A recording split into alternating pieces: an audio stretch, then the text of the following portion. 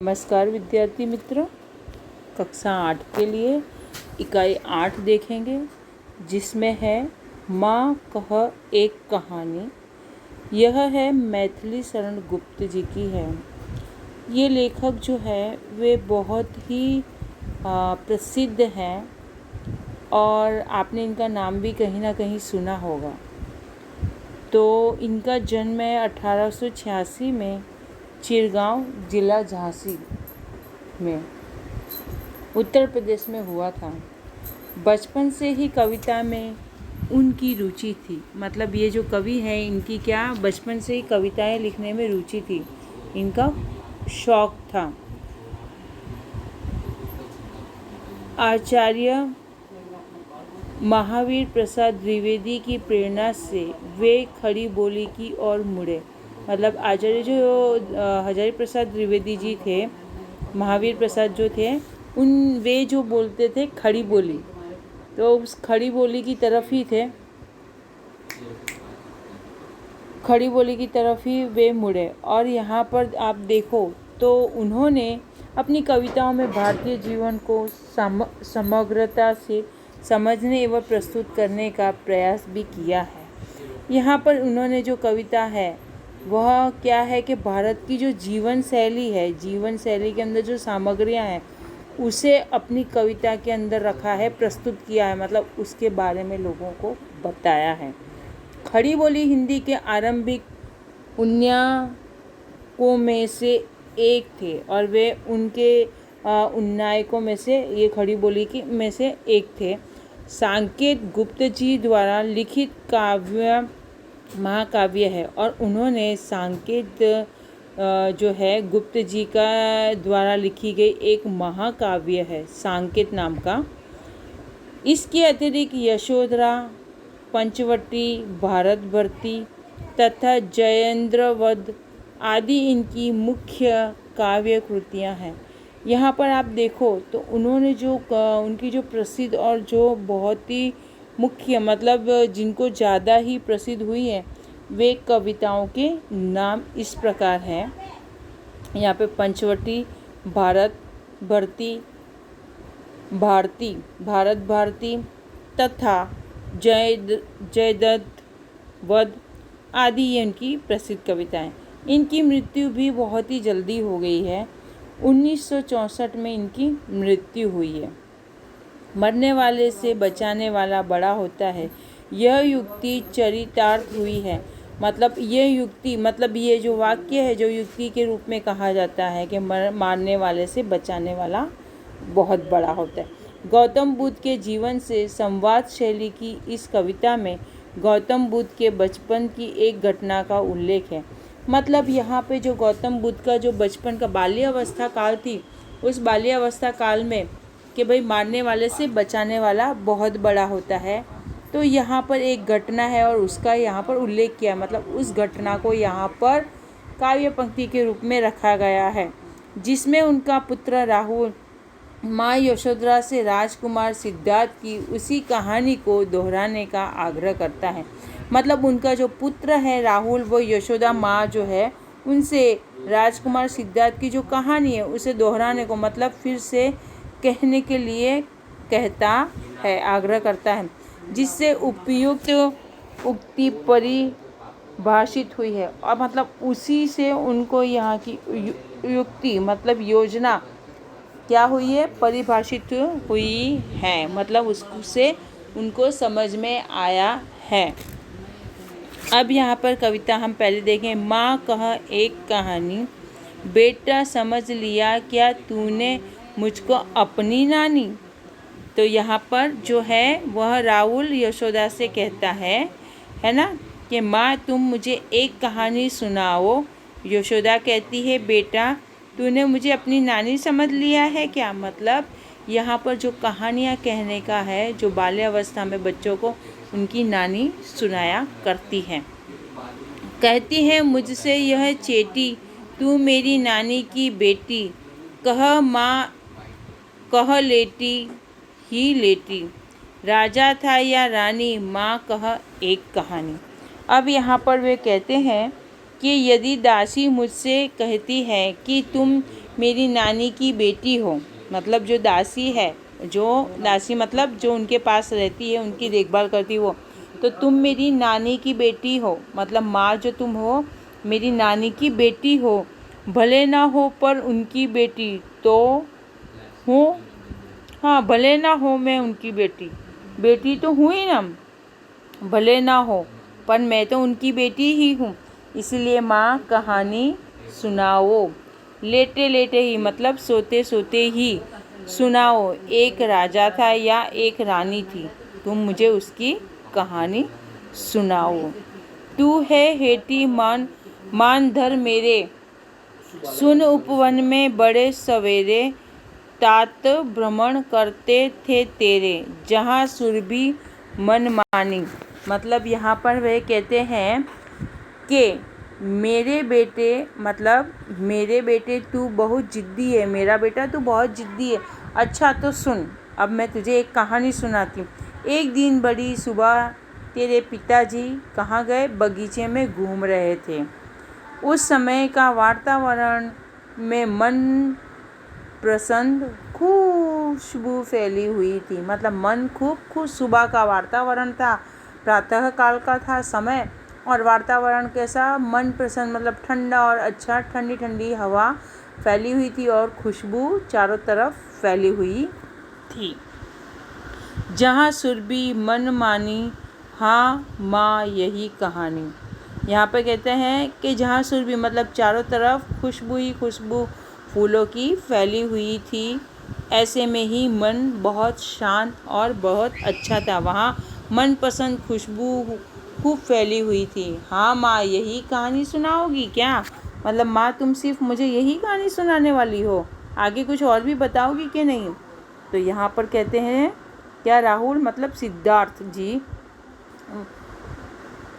वर्ण वर्ण के फूल खिले थे, झलमल कर हिम बिंदु झिले थे, हल्के झोंके हिले मिले थे, लहराता था पानी। मतलब यहाँ पे क्या है बता रहे थे, बगीचे में तरह तरह के कैसे रंगों वाले क्या खिले थे? फूल खिले थे। उन पर ओस की बूंदें चमक रही थी। हवा के हल्के हल्के झोंके से फूल क्या हिल रहे थे, उन पर ओशों का पानी लहरा रहा था पानी। हाँ हाँ यही कहानी। हाँ हाँ हाँ हाँ, राहुल ने कहा। हाँ हाँ हाँ, मैंने पूछा क्या उन पर पानी लहरा रहा था? हाँ माँ मुझे यही कहानी सुननी है, राहुल ने अपनी माँ से कहा।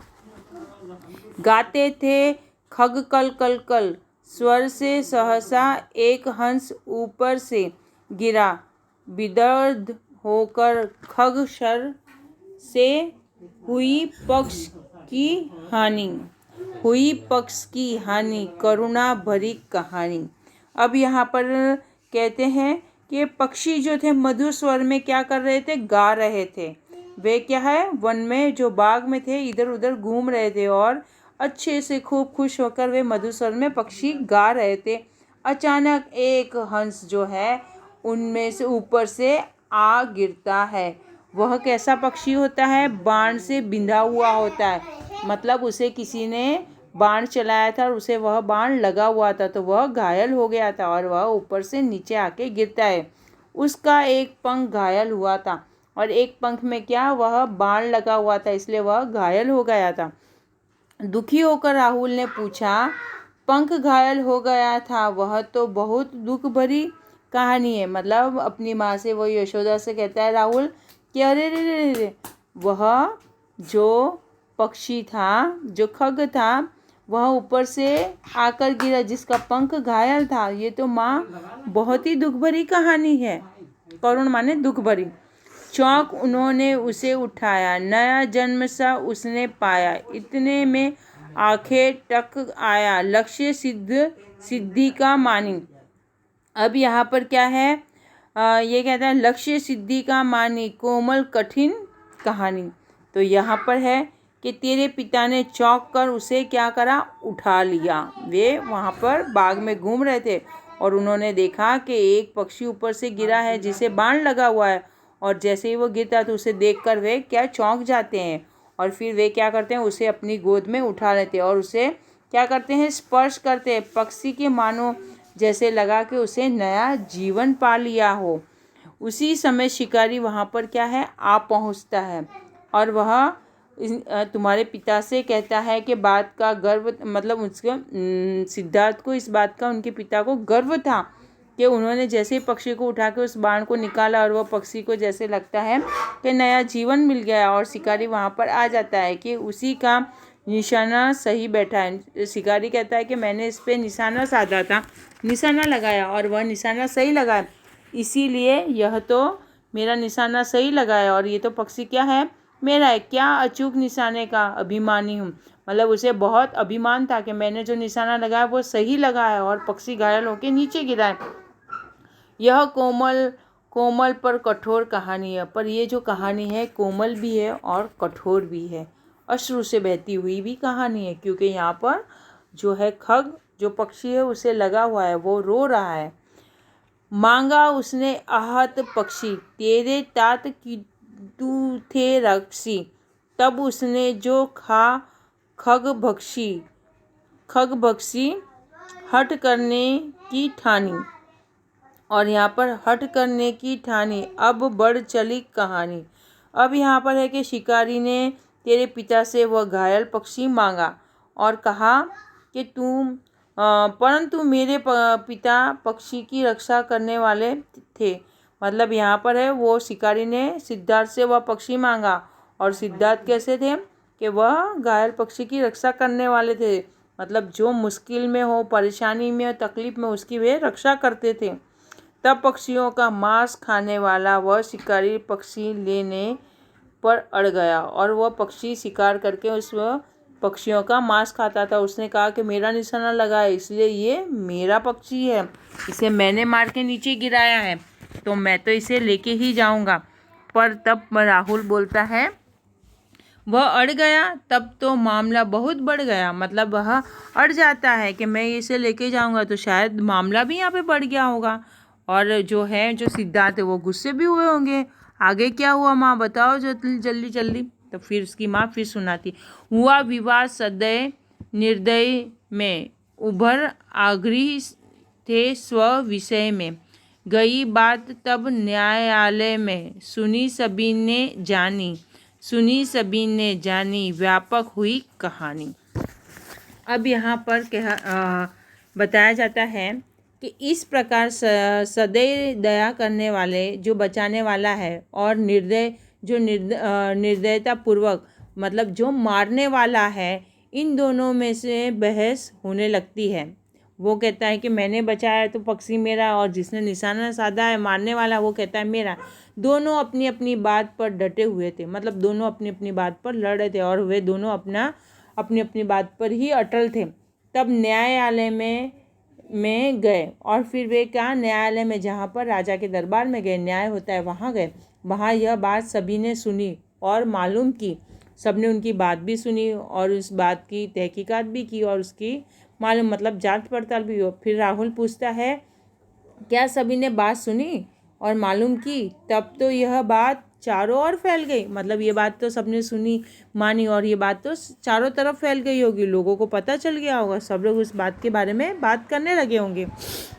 राहुल, तू निर्णय कर इसका, न्याय पक्ष लेता है किसका? कह दे निर्भय जय हो जिसका, सुन लूँ तेरी बानी, माँ मेरी क्या बानी, मैं सुन रहा कहानी। अब उसकी जो माँ है वो राहुल से कहती है, यशोदा कहती है कि हे राहुल, तुम इस विषय विवाद का निर्णय करो। तुम बताओ कि तुम क्या इसका न्याय करोगे, किसके पक्ष में आप न्याय लोगे या दोगे, तुम निर्भय होकर बता दो। पर यहाँ पर जो है वह राहुल कहता है कि इसमें मैं विजय किसकी बता सकता हूँ, जरा मेरी बात भी तो सुन लो, मैं कैसे बता सकता हूँ। राहुल कहता है, माँ मैं क्या बताऊँगा, मैं तो बस कहानी सुन रहा हूँ, मैं कैसे बता सकता हूँ, मैं तो सिर्फ कहानी सुन रहा हूँ। कोई निरपराध को मारे तो कोई अन्य ना उसे उबारे, रक्षक पर भक्षक को वारे, न्याय दया का दानी, न्याय दया का दानी, तूने सुनी कहानी। अब यहाँ पर कहती हैं यशोदा जी कि भाई कोई किसी का दोस्त को निर्दोष को मार रहा हो तो दूसरा उसे क्यों ना बचाएगा। अगर कोई निर्दोष है और उसे कोई मार रहा हो और दूसरा अगर देखता है तो वह तो उसे बचाएगा ही नहीं। न्याय तो वही है जो दया के पक्ष में हो, जो दया करे, जो मारने वाले के पक्ष में नहीं होना चाहिए और नहीं होता है, बचाने वाले के पक्ष में ही होना चाहिए। हमेशा जो दया करता है, जो बचाता है, जिसकी दूसरों की रक्षा करता है, उसी के पक्ष में न्याय होना चाहिए। राहुल ने कहा, क्या दया न्याय का दान देती है? क्या दया, अगर जो दया करता है तो क्या न्याय उसे दान देती है? यशोदा बोली, तूने सचमुच कहानी समझ ली, मतलब तुमने ये जो कहानी है इस कहानी को अच्छे से समझ ली है। ये जो है मैथिली शरण जी गुप्त के द्वारा लिखी गई है। यहाँ पर हमारी जो काव्य है वह पूर्ण होती है। अगले पीरियड में हम शब्दार्थ और भाषा करेंगे आगे का। नमस्कार विद्यार्थी मित्रों।